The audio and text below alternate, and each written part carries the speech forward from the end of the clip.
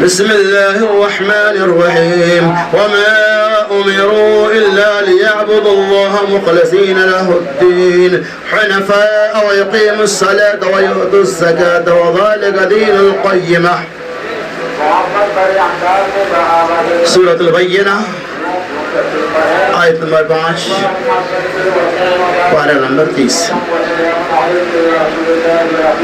عن أبي هريرة رضي الله عنه قال قال رسول الله صلى الله عليه وسلم إن الله لا ينظر إلى أجسامكم ولا ينظر إلى صوركم ولكن ينظر إلى قلوبكم وأعمالكم. رواه مسلم.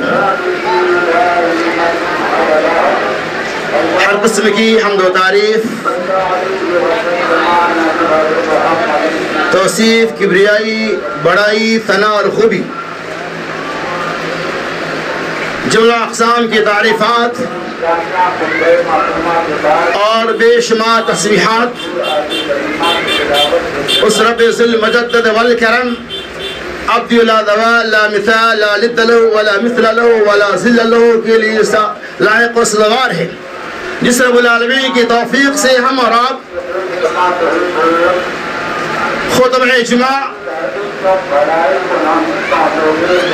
مع 2 رکعت نماز سننے اور پڑھنے کی غرض و غایت سے آئے. اللہ تعالی ہماری اور آپ کی آمد کو قبول فرمائے، آمین یا رب العالمین.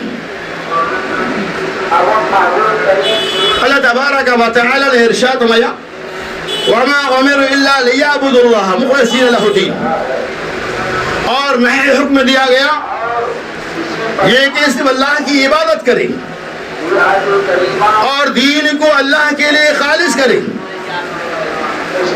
حنفاء ويقيموا الصلاة، یکسو ہو کر، ويقيموا الصلاة ويؤتوا الزكاة،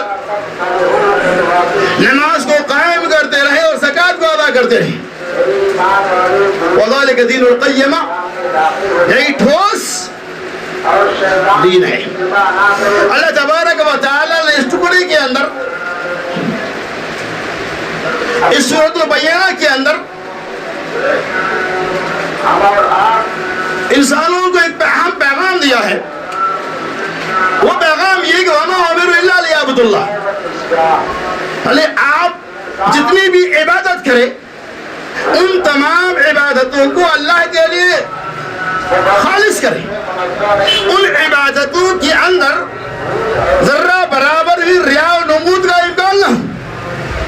اگر ہماری عبادتوں کے اندر ذرہ برابر بھی ریا اور نمود داخل ہو گیا، ہمارے اندر اس عبادت سے متعلق اگر انانیت آ گئی تو عبادت رائے گا اور سر ہو جائیں گی.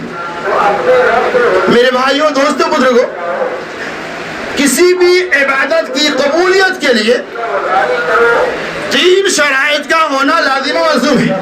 اب کوئی بھی عمل کرتے ہیں، ایسا نہیں کہ ہر عمل جو اچھا دکھتا ہے وہ اچھا بھی ہوگا. ہر وہ عمل جسے آپ اچھا سمجھتے ہیں، نیکی سمجھتے ہیں، وہ نیکی ہوگا، ایسا کوئی ضروری نہیں.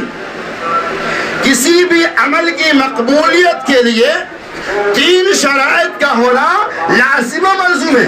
اگر آپ کی عبادتوں کے اندر یہ 3 شرائط موجود ہیں تو وہ عبادت عند اللہ مقبول ہے.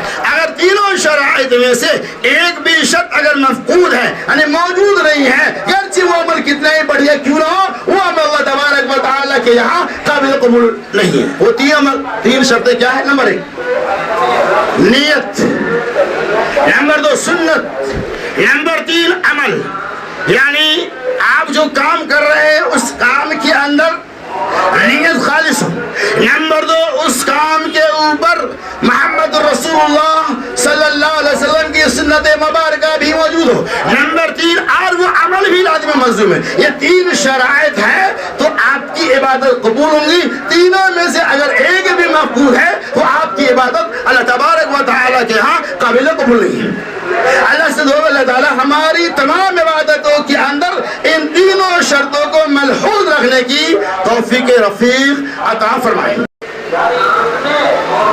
نبی اکرم صلی اللہ علیہ وسلم کی سنت مبارکہ ہے کہ آپ صلی اللہ علیہ وسلم کو درود پاک ہر اذان کے بعد بھیجی جائے، یہ طریقہ ہے. لیکن اذان کے بعد بھیجنے کے بجائے پہلے بھیجتے ہیں، یہ طریقہ نبویہ نہیں ہے. عمل تو اچھا ہے उसी तरह से आप देखते होंगे बाज़ अमल ऐसे हैं, यानी दरूद का पढ़ना सुन्नत, अमल भी अच्छा, लेकिन पहले पढ़ना सुन्नत नहीं। उसी तरह से आप देखते होंगे बाद अमल ऐसे जैसे ईद मिलादुन नबी, जश्न वफ़ातुन नबी, शब बारात, 12 वफ़ात, या आज का तो दौर चल रहा है समझिए उर्स मुबारक वगैरह वगैरह, सारे अमल ऐसे हैं जिसके अंदर इखलास भी मौजूद है और अमल भी मौजूद है, लेकिन इन अमलों के अंदर सुन्नत नबविया मौजूद नहीं है। अमल तो बताइए बहुत अच्छा है, अमल बहुत खूबसूरत है, बहुत प्यारा अमल है। प्यारा अमल होना वो काबिल कबूलियत की दलील नहीं है। बेशुमार ऐसी हदीस आपको नहीं, बुखारी वगैरह की रवायत है, आपने सुना कि मशहूर रवायत है कि एक सहाबी ने ईद उल अज़हा के दिन ईद उल अज़हा की नमाज से पहले कुर्बानी कर ली। बुखारी की सही रवायत है। अल्लाह के रसूल को खबर मिली तो आपने उस सहाबी को बुलाया, कहा ये कुर्बानी नहीं हुई, आम गोश हो गया। अल्लाह के रसूल आम गोश से कुर्बानी नहीं हुई, हालांकि उस सहाबी के अमल के अंदर इखलास भी मौजूद था और अमल भी खालिस, अमल भी मौजूद था। थोड़ा सा क्या फर्क हुआ, सुन्नत है कुर्बानी नमाज के बाद करना, और उस सहाबी रसूल ने नमाज से पहले कुर्बानी कर दी। अल्लाह के रसूल सल्लल्लाहु अलैहि वसल्लम ये कुर्बानी नहीं हुई, गोया कि एक मामूली सुन्नत के छूटने की वजह से कुर्बानी काबिल कबूल नहीं। क्या पता चला कि इखलास ही मौजूद था और अमल भी मौजूद था, लेकिन उन अमलों के अंदर सुन्नत नबविया मौजूद नहीं थी, इसलिए वो अमल काबिल कबूल नहीं। आज क्या हमारे मामला कि आदमी नेकी पे नेकी करते जा रहे हैं, कहते हैं नेकी ही तो है। अरे भाई हर नेकी नेकी नहीं होती है, नेकी वही काबिल कबूल होंगी, अमल वही काबिल कबूल होगा जिसके अंदर ये 3 शराइत पाए जाएंगे, वरना बेशुमार हदीसें से मिलती है। मुस्नद अहमद की सही रवायत है, हजरत अबू मूसा के सामने कहते हैं आज क्या मूसा हम क्या करते हैं, अरे हम तो नमाज़ी तो बदले, रात भर जाग के हम क्या करते, अल्लाह की इबादतों तो करते हैं। वो सब क्या हुआ, हम नमाज़ी तो पढ़ रहे हैं, तस्बीहाती तो पढ़ रहे हैं, अल्लाह की तहलील तो बयान कर, क्या हुआ कुरानी तो पढ़ रहे हैं। ऐसा हम कहते हैं कि नहीं, सहाबा से बढ़ के आप सुनिए। हजरत अबू मूसा अल-अशरी रज़ियल्लाहु तआला अन्हु कहते हैं एक मरतबा में अब्दुल्लाह इब्न मसऊद के घर पहुंचा और मैंने देखा उनके शहर की मस्जिद में लोग हलका बनाकर अल्हम्दुलिल्लाह सुभान अल्लाह ला इलाहा का विर्द कर रहे हैं।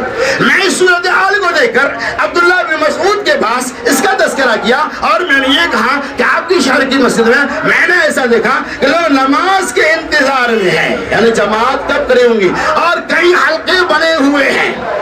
मैंने बताया था सुन्नत, इखलास और अमल तीनों चीजें तो काबिल कबूल।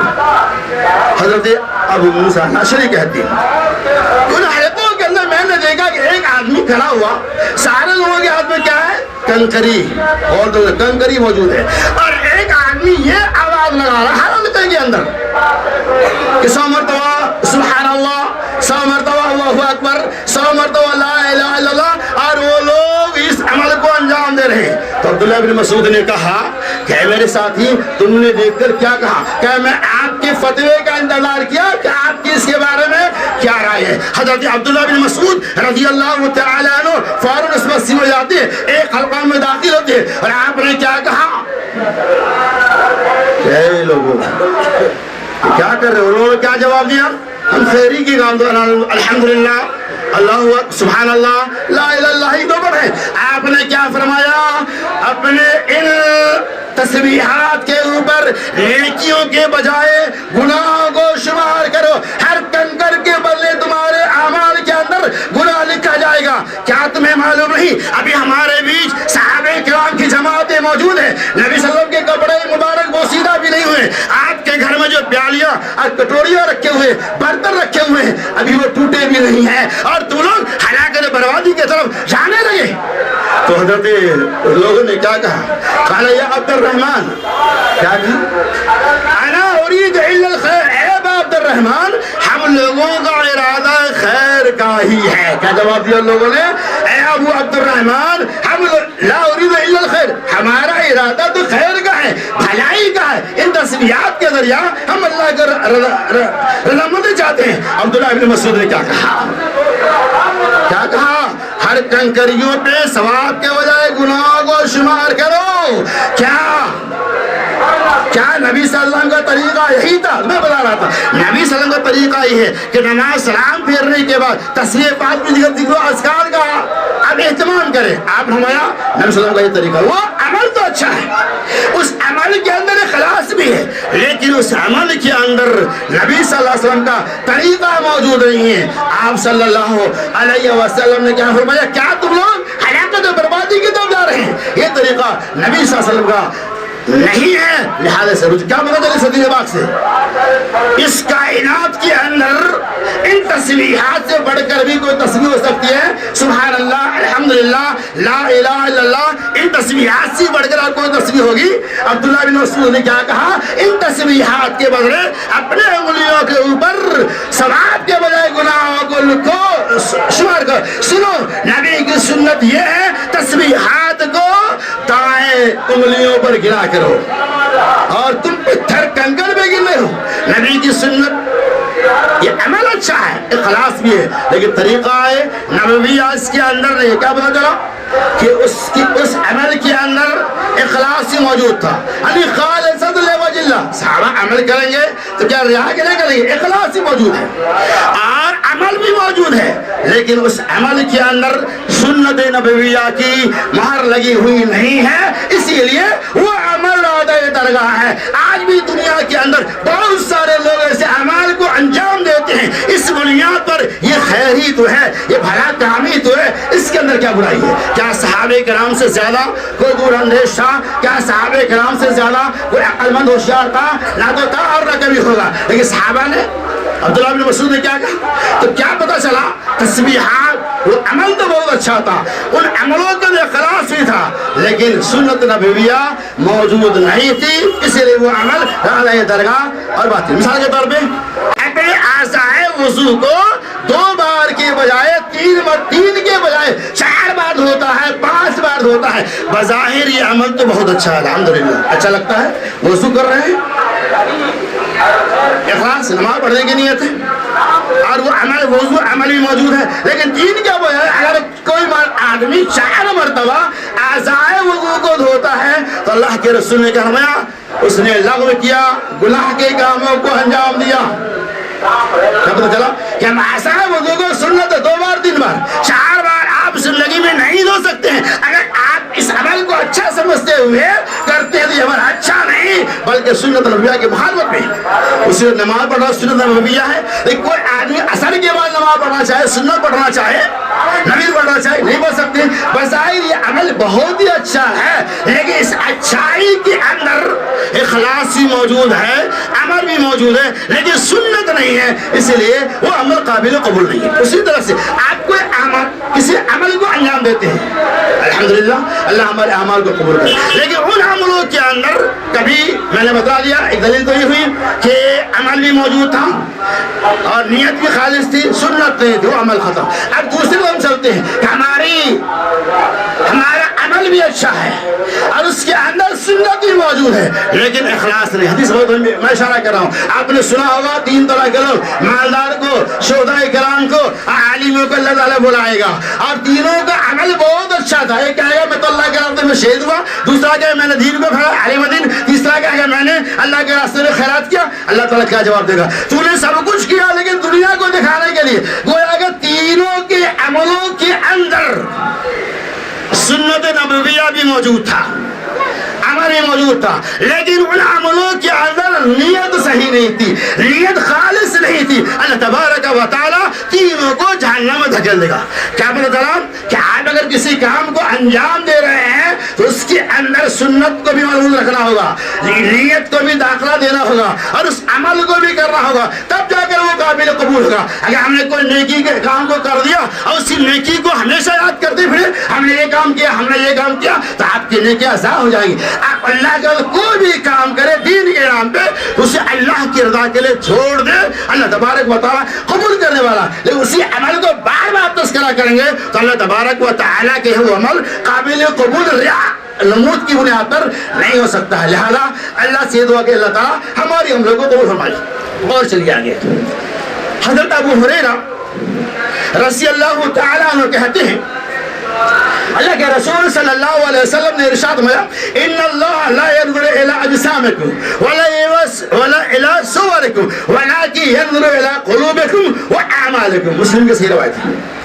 حضرت ابو ہریرہ رضی اللہ تعالیٰ عنہ کہتے ہیں رسول اللہ صلی اللہ علیہ وسلم نے ارشاد فرمایا ان اللہ لا ينظر الى اجسامکم، بے شک اللہ تبارک و تعالی تمہارا جسموں کی طرف نہیں دیکھتا، ولا الى صورکم، اور نہیں تمہاری شکل و صورت کو دیکھتا ہے، ولکن ينظر الى قلوبکم واعمالکم، بلکہ اللہ تبارک و تعالی تمہارے قلوب کو دیکھتا ہے، نیتوں کو دیکھتا ہے، اور کیا دیکھتا ہے؟ وَأَعْمَالِكُمْ، تمہارے عملوں کو بھی دیکھتا ہے. یہ حدیث بتلا رہی ہے کہ اگر کسی کام کی آپ نیت کر لیتے ہیں، آدمی کیا کہ ہماری نیت تو ہے نا، یعنی نیت کرنے سے کام نہیں چلے گا. انما وہ بالنیات کا مطلب نہیں ہے کہ عمل کا دار و مدار نیت کے اوپر ہے، اس نیت کے اندر ریا اور اخلاص کی طرف اشارہ کیا گیا ہے. ورنہ آپ صرف نیت کر لے اور کیا عمل کی ضرورت نہیں. اس لیے اللہ کے رسول صلی اللہ علیہ وسلم نے اس حدیث پاک نے واضح کر دیا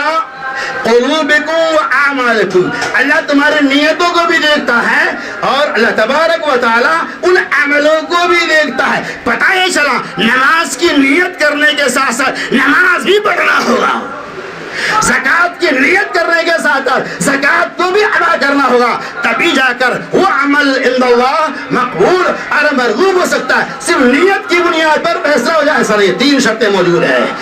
نیت خالص کا ہونا، اس عمل کا ہونا، اور عملوں کے اندر سنتوں کا داخلہ، تبھی جا کر وہ عمل اللہ تبارک و تعالیٰ کے ہاں قابل قبول ہے. اگر تینوں شرطوں میں سے اگر کوئی ایک شرط بھی مفقود ہے وہ عمل قابل قبول نہیں ہے. آج دیکھیے، جیسا کہ دیکھیے ماہ رمضان کا مہینہ گزرا اور رجب کا مہینہ کل سے آنے والا ہے. اس ماہ کے اندر کچھ لوگ جو کرتے ہیں پوری اخلاص کے ساتھ، خالص نیت کے ساتھ، اللہ کی رضا کے لیے رات بھر لوگ نماز پڑھے گا تو کیا ایسے ہی پڑھے گا نماز؟ اس کی نیت تو صحیح ہوگی. رات میں وہ 32 رکعتیں ٹلاٹر رکعتیں پڑھیں گے، پورے پیر میں ورم آ جاتا ہے، تو کیا اس کے اندر اخلاص نہیں ہوگا؟ نہیں، ہم یہ نہیں کہہ سکتے. اس کے اندر اخلاص بھی ہے اور نماز یہ عمل موجود ہے، لیکن اگرچہ وہ پوری رات عبادت کرے، ان عبادتوں کے اندر سنت نبویہ موجود نہیں ہے، اسی لیے وہ عمل قابل قبول ہے. کیا بتا رہا کہ قبولیت کے لیے سنت کا ہونا، نیت کا ہونا اور عمل کا ہونا نہایت ضروری ہے. اگر یہ چیزیں نہیں ہیں وہ عمل قابل قبول نہیں ہوگا. لمبی چوڑی حدیث بخاری وغیرہ مسلم کی روایتیں ہیں. انس رضی اللہ تعالیٰ عنہ راوی حدیث ہے، وہ کہتے ہیں کہ امہات المسلمین ازواج مطہرات کے بعد صحابہ کرام کے قافلہ آیا، چند صحابہ کرام آیا اور آپ کی عبادت کے بارے میں سوال کرنے لگے. آپ نے عائشہ نے کہا، ازواج مطہرات نے کہا، کیا کہا جواب معلوم ہے کہ نبی صلی اللہ علیہ وسلم اتنی عبادت کرتے ہیں کہ آپ کے پیر مبارک کے اندر ورم آ جاتا ہے. صحابہ کرام کہتے ہیں نبی علیہ السلام معصوم الخطا ہے، تب یہ علمیہ ہے، ہم ان کے سامنے کیا ہے؟ لہذا تینوں صحابہ نے الگ الگ پرانی کے بنایا. ایک نے کیا کہا، سنیے بخاری مسلم کی صحیح روایت ہے. ایک نے کہا میں زندگی بھر بیوی سے نہیں ملوں گا، شادی نہیں کروں گا. دوسرے نے کہا میں زندگی بھر افطاری نہیں کروں گا، ہمیشہ روزہ رکھوں گا. تیسرے نے کہا میں قیام اللیل کروں گا، پوری رات اللہ کی عبادت کروں گا. چلے جی واپس. عائشہ رضی اللہ تعالیٰ نے اس کا تذکرہ کیا، بلائے تینوں صحابہ کو، کہا تفصیل پوچھا اور کہا ایسا کیوں کیا تمہیں؟ حالانکہ ان کی نیت کے اندر اخلاص تھا، نیت بالکل صحیح تھی. نیت کیا تھی؟ ہماری عبادت کا کیا ہوگا؟ یہ لوگ پوری رات عبادت کریں گے، شادی نہیں کریں گے اس لیے تاکہ شادی کر لیں گے تو عبادت کے اندر نقص لازم آ جائیں گی، عبادت میں کمی ہو جائیں گی، اور افطاری کریں گے تو پھر روزہ نہیں رکھ سکتے. تینوں کی نیتیں صحیح تھی، ارادہ بھی صحیح تھا، عمل بھی صحیح تھا. نماز پڑھیں گے، ایک نے کہا روزہ رکھیں گے، ایک نے کہا شادی، عمل تو ثابت ہے. لیکن ان تینوں صحابہ کے عملوں کے اندر باوجود کہ اخلاص بھی تھا، نیت بھی صحیح تھی، عمل بھی صحیح تھا، لیکن نبی صلی اللہ علیہ وسلم کا طریقہ ان عملوں کے اندر نہیں تھا، لہذا وہ عمل خلاف سنت. کیا پتہ چلا؟ کہ صرف یہ ہم کہہ دیں کہ عبادت ہی تو ہے، یہ کہنے سے ہمارا کام چلنے والا نہیں ہے۔ ان عبادتوں کے اندر سنت نبویہ کا ہونا اور ان عبادتوں کے اندر اخلاص کا ہونا، ان عبادتوں کو ریا و نمو سے پاک اور صاف ہونا نہایت ہی ضروری ہے۔ اگر یہ چیزیں نہیں ہیں پھر وہ عمل اللہ تبارک و تعالیٰ کے یہاں قابل قبول نہیں ہے۔ اس لیے اللہ کے رسول صلی اللہ علیہ وسلم ان اللہ لا ينظر الى اجسامکم، اللہ تمہارے جسموں کی موٹائی کی طرف، خوبصورتیوں کی طرف نہیں دیکھتا، بلکہ اللہ تمہارے دلوں پہ دیکھتا ہے اور تمہارے عملوں کو دیکھتا ہے۔ زمانہ جاہلیت کی تاریخ کو دیکھیں گے، اٹھتے کھڑے وہ لوگ خانہ کعبہ کی عبادت بہانہ ہو کر کرتے تھے، اور یہ نیت تھی ان کی، نیت کتنی پیاری، اللہ اکبر، عقیدت سے نیت کیا تھی کہ ہم جس کپڑے کو پہنتے ہیں اس کپڑے میں کہیں اللہ اکبر حرام کی آمیزش تو نہیں ہے، ہم جس کپڑے کو پہنتے ہیں اس کپڑے میں اللہ کی عبادت کریں گے اپنے عقیدے کے مطابق۔ تو ہو سکتا ہے اس کپڑے میں حرام کی آمیزش ہو، حرام کی ملاوٹ ہو، لہذا پورا ننگا ہو کر وہ اللہ کی عبادت کر رہے تھے، کتنا اخلاص تھا ان کے عملوں کے اندر، لیکن وہ عمل اللہ کے پسند نہیں آیا۔ اللہ نے کہا یہ عبادت داری کا نہیں ہے۔ بتانا مقصد یہ ہے کہ ہمارے عملوں کے اندر نیت خالص کا ہونا بھی، سنت نبویہ کا ہونا بھی اور عملوں کا ہونا بھی نہایت ضروری ہے۔ تینوں شرائط میں سے اگر ایک بھی شرط مفقود ہے تو وہ عمل اللہ تبارک و تعالیٰ کے یہاں قابل قبول نہیں ہے۔ ہم صدقہ و خیرات مسجد کے اندر دیتے ہیں، مدرسے میں دیتے ہیں، الحمدللہ اللہ قبول کرے، رسیدیں بنتی ہے، اگر ان عمل بھی اچھا ہے اور سنت بھی ہے، لیکن اگر اس رسیدے کے اندر ہم نے ریا کو داخل کر دیا، اس چندے کے اندر ریا نمود کو میں داخل کر دیا تاکہ لوگ مجھے کہیں فلاں صاحب بہت زیادہ چندہ دینے والا ہے، ان کی نام کی شہرتوں کا اعلان کرا دیا ہے، تو کیا اگر شہرت تو مل جائیں گی لیکن اللہ کے یہاں اس کو صلہ نہیں ملے گا۔ اس کی دلیل دیکھیے کہ اگر خالص نیت ہوتی ہے اللہ کی رضا تو اس کے اندر اللہ کی مدد آتی ہے۔ علامہ حافظ الجوزی رحمۃ اللہ علیہ کی کتاب ہے ابلیس اور تلبیس، صفحہ نمبر 41 میں انہوں نے واقعہ کو نقل کیا ہے کہ اخلاص کی بنیاد پر عمل کو اللہ تبارک و تعالیٰ قبول کرتا ہے۔ انہوں نے اس کتاب میں لکھا ہے کہ حسن رحمت اللہ علیہ کہتے ہیں، غور سے سنیے، کہ عملوں کے اندر اخلاص ہوگا تو طاقت پیدا ہوگی، اللہ کی مدد آئے گی، اور عملوں کے اندر سے اخلاص کا خاتمہ ہو جائے گا، نیتیں دنیا طلبی ہو جائیں گی تو اللہ کی مدد چھین لی جائے گی۔ تو حسن رحمت اللہ علیہ کہتے کہ ایک آدمی اپنے گھر سے نکلا ایک درخت کو کاٹنے کے لیے، اور اس درخت کی لوگ عبادت کر رہے تھے، اس درخت کی لوگ پوجا کر رہے تھے، اس لیے سے نکلا کہ میں اس درخت کو کاٹ دوں گا تاکہ درخت کا خاتمہ ہو جائے اور لوگ خالص اللہ کی عبادت کریں۔ اس ارادے سے وہ بندہ اپنے گھر کو چھوڑ کر نکلا، جا رہے تھے، راستے میں ایک انسان، حقیقت میں وہ تو شیطان تھا، انسان کی شکل میں آیا اور اس سے کہا کہ آپ کا کیا ارادہ ہے؟ کہا فلاں درخت کے پاس میں جا رہا ہوں، لوگ اس درخت کی عبادت کر رہے ہیں، اس درخت کی پوجا کرتے ہیں، اللہ کو چھوڑ کر درخت کو مالک اور مالک سمجھتے ہیں، لہذا اس درخت کو میں کاٹنے کے لیے جا رہا ہوں۔ کہہ رہے شیطان نے کیا کہا؟ تمہیں کیا ضرورت ہے؟ عبادت تو وہ کر رہا ہے، کرنے دو، تم تو محفوظ ہو۔ کہا نہیں، اس درخت کو میں کاٹ دوں گا تاکہ غیر اللہ کی عبادت کا خاتمہ ہو جائے، تاکہ اس درخت کی پوجا اور پرستش نہ ہو۔ کتنا پیارا اخلاص ہے۔ چلے گئے۔ اس شیطان نے کہا کہ اگر اس کے بدلے میں کیا تو ایسا اور اچھا عمل چاہتے، اس کے بدلے کچھ اور دے دیا جائے جو اس سے بہتر ہے، تو اس نے کیا کہا؟ ٹھیک ہے بھائی، درخت کو مت کاٹو۔ شیطان نے کیا کہا؟ انسان کی شکل میں کہا اس درخت کو مت کاٹو، اس کے بدلے میں تمہیں بتا رہا ہوں، چاہو واپس گھر، اور ہر صبح تکیے کے نیچے 2 دینار تمہیں مل جایا کرے گا۔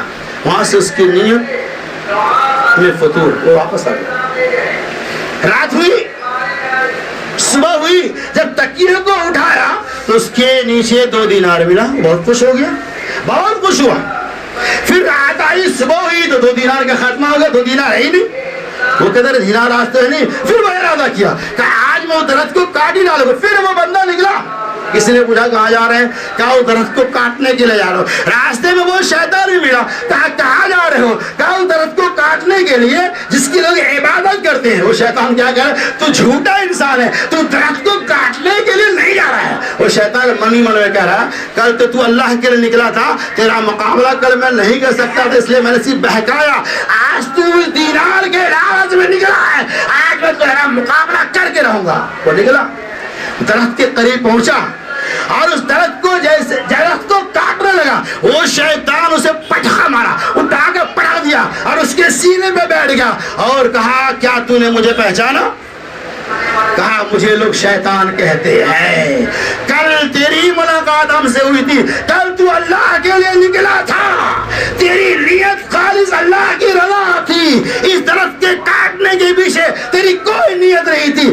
آج اس لیے تیرا مقابلہ کل میں نہیں کر سکتا تھا. اگر میں تجھ سے لڑتا بھی تو میری ہار ہو جاتی, تیری جیت ہو جاتی, لیکن تو آج درخت کاٹنے کی نیت سے نہیں, اس 2 دینار کی نیت سے آیا ہے, لہذا تیری نیت خالص وجہ اللہ نہیں, اس دینار کی نیت تیرے دل میں داخل ہے, اسی لیے میں تجھ سے مقابلہ کروں گا. کہتے ہیں کہ قریب تھا کہ اس آدمی کی موت واقع ہو جاتی. کیا پتہ چلا اس واقعہ سے؟ اس واقعہ سے پتہ یہ چلا کہ اگر عملوں کے اندر اخلاص ہے تو اللہ کی مدد آتی رہیں گی, اور عملوں کے اندر نیتوں کے اندر فتور پیدا ہو جائے گا تو اللہ کی مدد بھی ختم ہو جائیں گی, اور آپس کے اندر انتشار اختلافات کا ماحول ختم ہو جائے گا.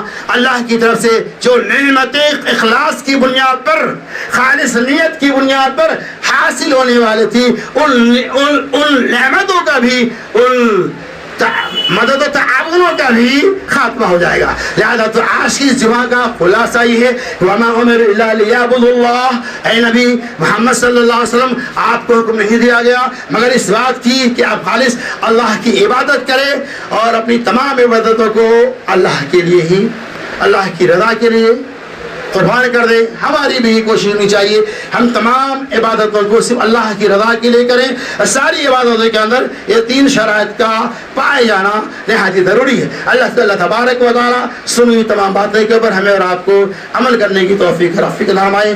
آمین. وآخر دعوانا ان الحمد للہ رب العالمین.